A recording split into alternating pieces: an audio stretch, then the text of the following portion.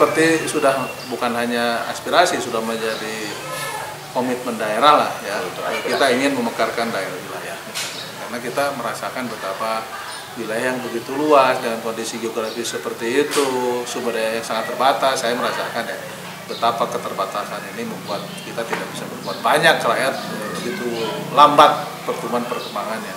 Pemekaran wilayah misalnya, kemudian mendorong infrastruktur yang tidak bisa kita tangani, dan ini sudah berjalan saya kira ya. Walaupun baru lebih utama di jalan raya gitu ya.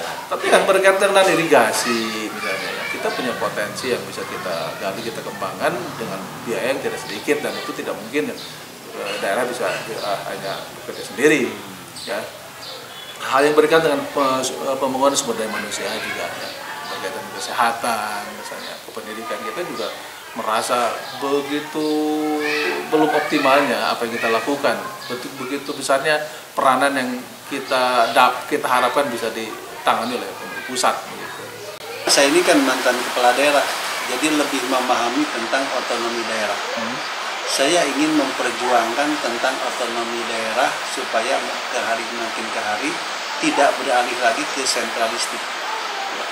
Seperti penarikan beberapa kewenangan itu artinya sudah mengarah ke arah sentralistik lagi. Jadi kalau pusat memberikan kepercayaan tentang otonomi daerah, binalah pembinaan ini kepada daerah yang harus lebih ditingkatkan. Kalau sekarang sering dimunculkan banyak kepala daerah yang kena OTT oleh KPK. Betul. Ya. Tapi jarang dimunculkan tentang keberhasilan kepala daerah yang membina daerah. Saya yakin itu lebih banyak. Silakan kita lihat daerah-daerah di Indonesia sebelum reformasi dan setelah reformasi. Artinya ketika sentralistik dan otonomi daerah. Silakan dibandingkan. Jauh lebih baik mana?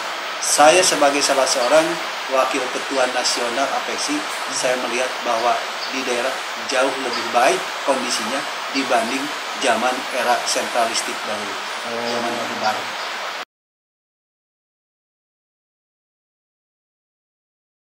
Yang tentu sedapat mungkin ya, sebanyak mungkin lah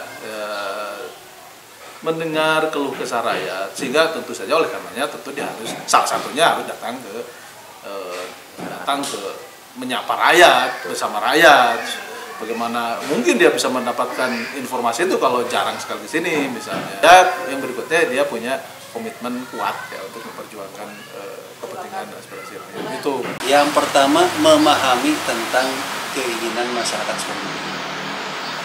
Tahu apa yang harus dilakukan untuk meningkatkan kesejahteraan Sukabumi. Sudah jadi anggota DPR bukan hanya mewakili Sukabumi, tetapi juga mewakili Indonesia. Karena itu harus tahu tentang pemerintahan sehingga memahami ke arah mana kebijakan pemerintah ini untuk rakyat Indonesia.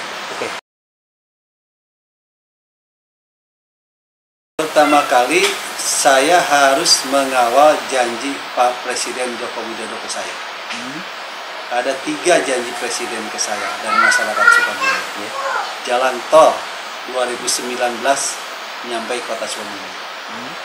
Kedua, double track kereta api tahun 2020 sampai kota Sukabumi.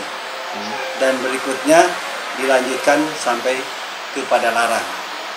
Yang ketiga, bandara rintisan yang tidak jauh dari kota Sukabumi. Ini janji Pak Jokowi. Kalau saya di sana pasti saya kejar terus janji ini. Ini harus saya kawal. Itu ya. Yang kedua, saya ingin menciptakan sinergitas yang lebih baik antara kota dan kabupaten Sukabumi. Saya sering sampaikan, kota kabupaten ini tidak bisa dipisahkan. Makanya harus bekerja bersama, maju bersama. Jangan saling bersaing, saling menjatuhkan.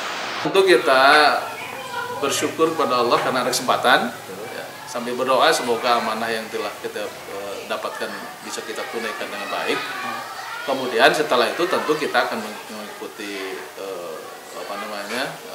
mekanisme agenda yang ada. Selain kita juga harus sudah mulai membuat urutan langkah-langkah. Soalnya kan kita tidak tahu kalau misalnya nanti di bidang apa yang harus menjadi tugas utamanya kan tadi di komisi yang bersangkutan ya.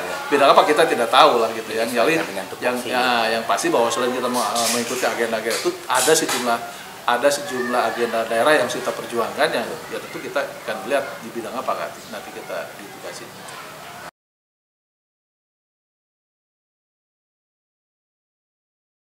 Ya tentu kita menerima dengan lapang dada, ya, bersyukur kepada Allah juga karena Allah telah menetapkan insya Allah yang terbaik bagi saya. Ya. Pokoknya kita akan enjoy dengan catatan saya harus konsisten setiap saat. Yang harus Allah lah yang seharusnya menjadi sandaran. Kalau itu konsisten kita jalani, semuanya akan nyaman, semuanya akan menjadi enteng di jalan. Gitu. Ya kalau tidak terpilih berarti saya sebutkan tadi itu hal yang terbaik menurut Allah untuk saya. Masih banyak kegiatan lain yang bisa dilakukan. Saya masih pembina Yayasan Perguruan Tinggi Pemda. Saya juga masih ketua partai, ketua IPSI, ketua pramuka. Masih banyak kegiatan sosial yang bisa dilakukan.